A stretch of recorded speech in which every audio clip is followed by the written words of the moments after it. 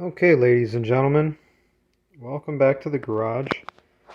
This is the introduction for the porting for this.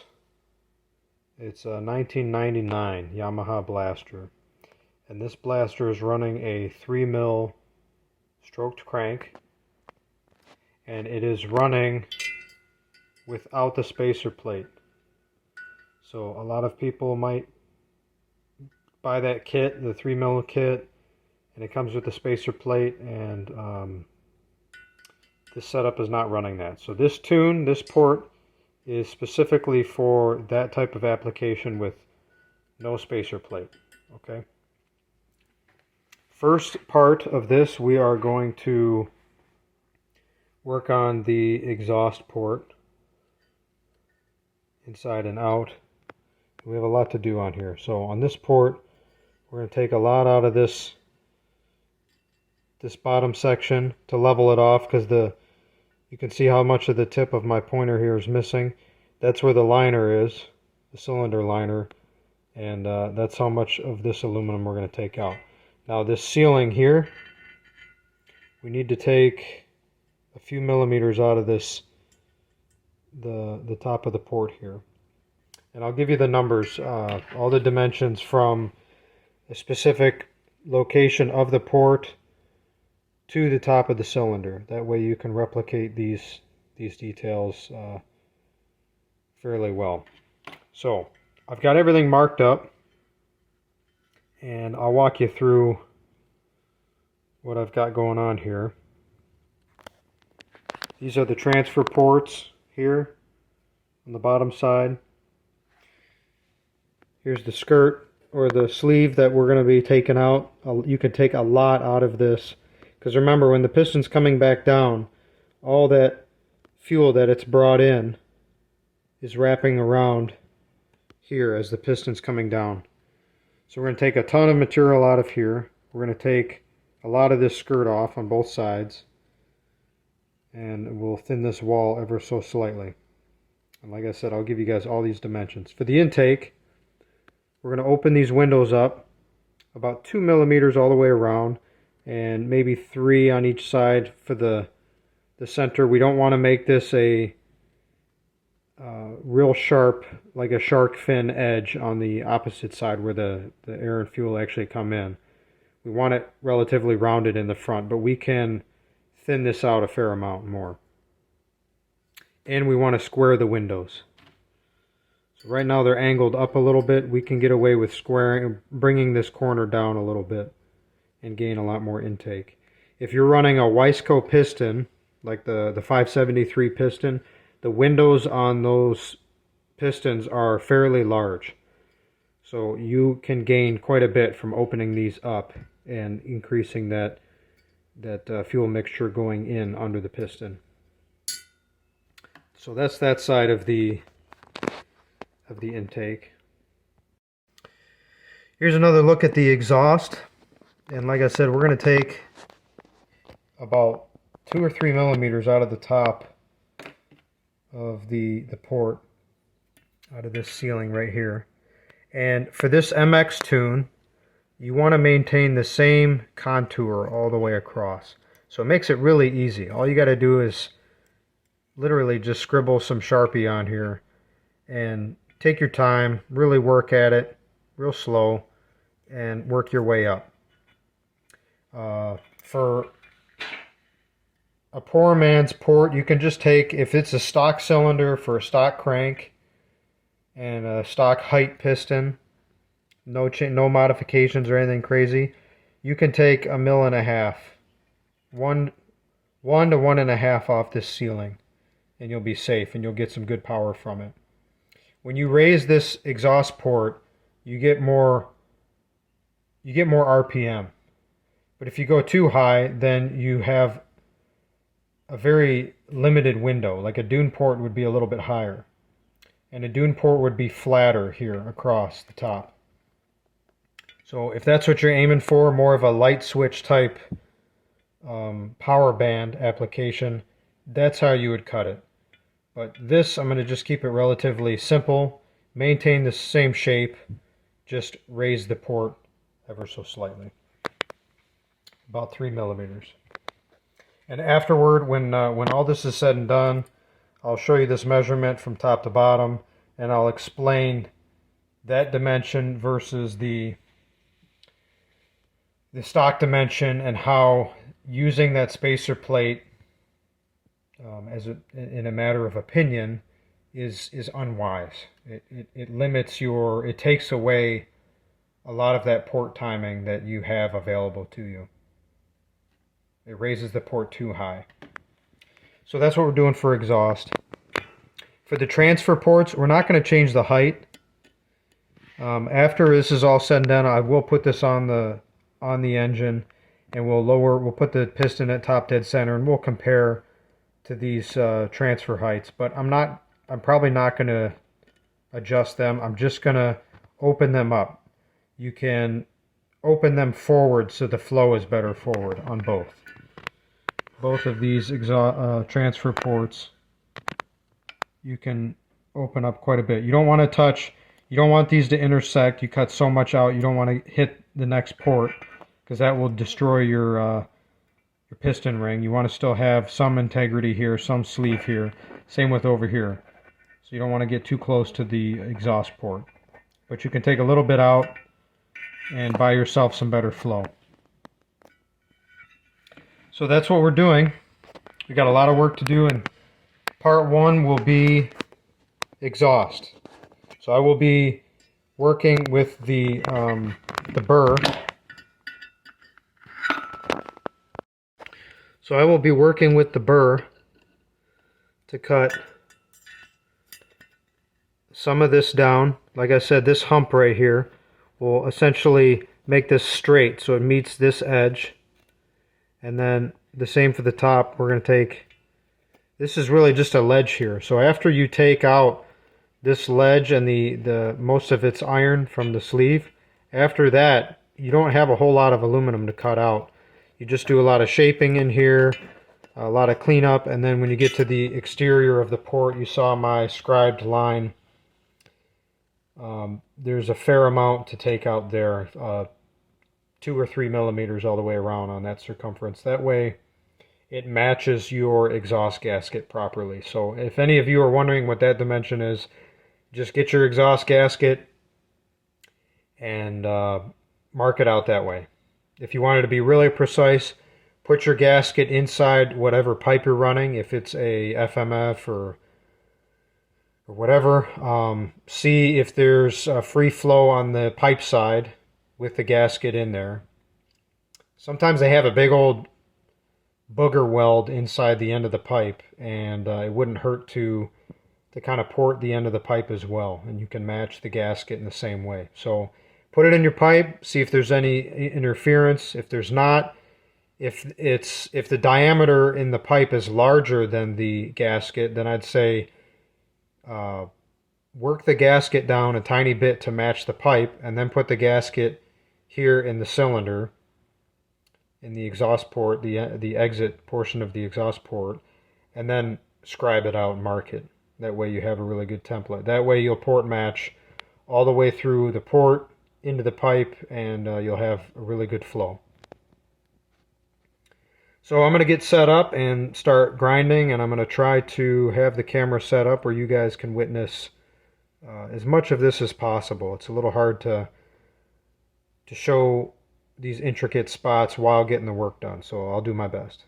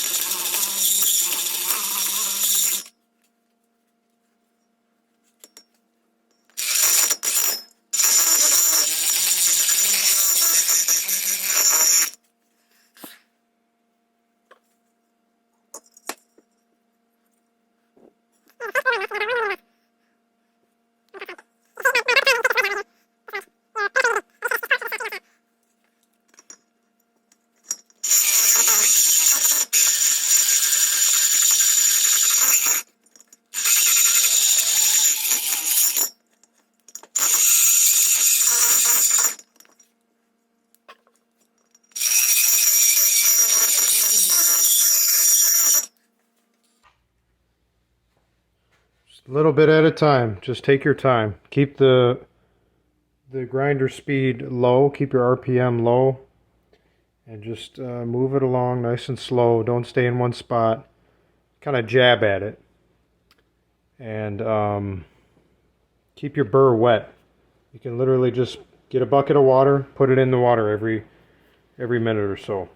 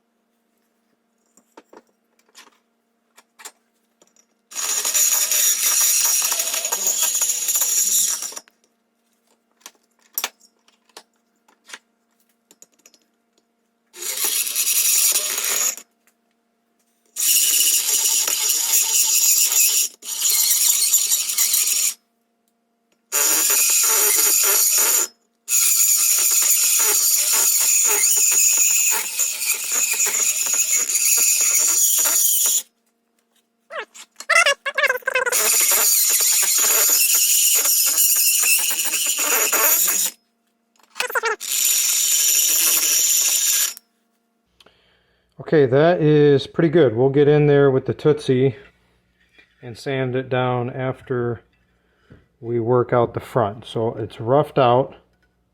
It looks really good. And now we'll do the front.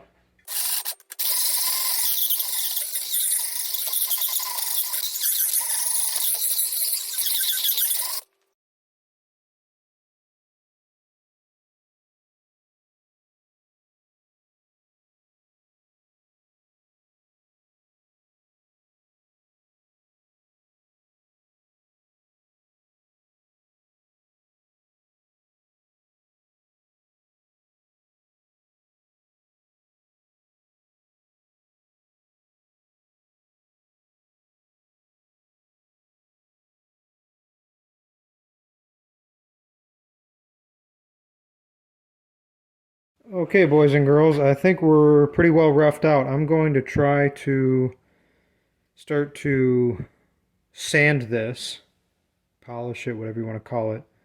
I consider the polishing the higher grit. So we got a lot to do. So I'm going to get out the Tootsie and start sanding this down, looking for any low spots or humps that I missed, little things like that. So When you think you're close, get out the sandpaper, start to try to refine it a little bit more, and you'll see some of your imperfections, and it'll help you determine if you need to address them or not. Guys, look at this. Oh, it's so pretty already. And this is with like a really ugly 60 grit or something.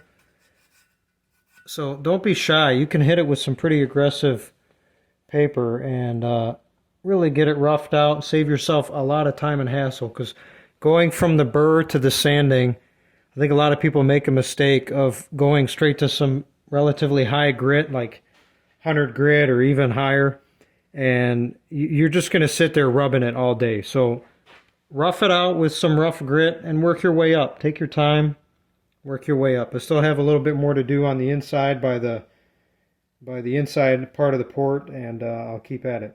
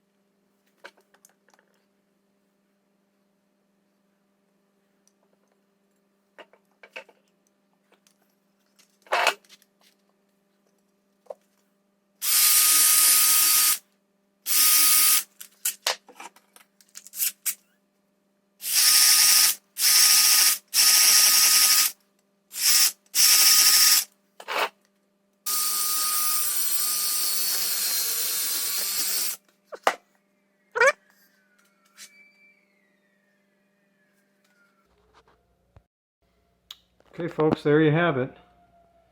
It sure looks pretty. Give you some light. It looks rough because it's at like a, I don't know, like a 80 or 100 grit. So it's almost done. I'm gonna rub this thing by hand and get it to a good polish. I won't make you guys suffer through that. It's literally just taking hand paper and, you know, doing it by hand. It takes a while, but I like doing it that way because I think your finger allows you to get into all the little grooves and stuff with the paper instead of skating over it with a Tootsie Roll or something. So that's how I'm going to do it, and I'll show you guys what it looks like when I'm all done. Well, right, you guys, there it is. I wanted to show you the measurement, the finished dimension. So for this 3mm port, MX port, whereas it should be called the Nasty Blasty port. Okay, that's better. I had to prop it up, place it on something. So as you can see, I got it lined up from the 60 to the 93. So it's 33 millimeters from the top of the port to the top of the cylinder. And hopefully that gives you guys a good reference value there. Again, that's for a 3mm stroked blaster, no spacer plate, MX port, Nasty Blasty port. And here's the exterior. Thing came out really well. I finished it with 600 grit. It's nice and smooth. It's as smooth as it needs to be.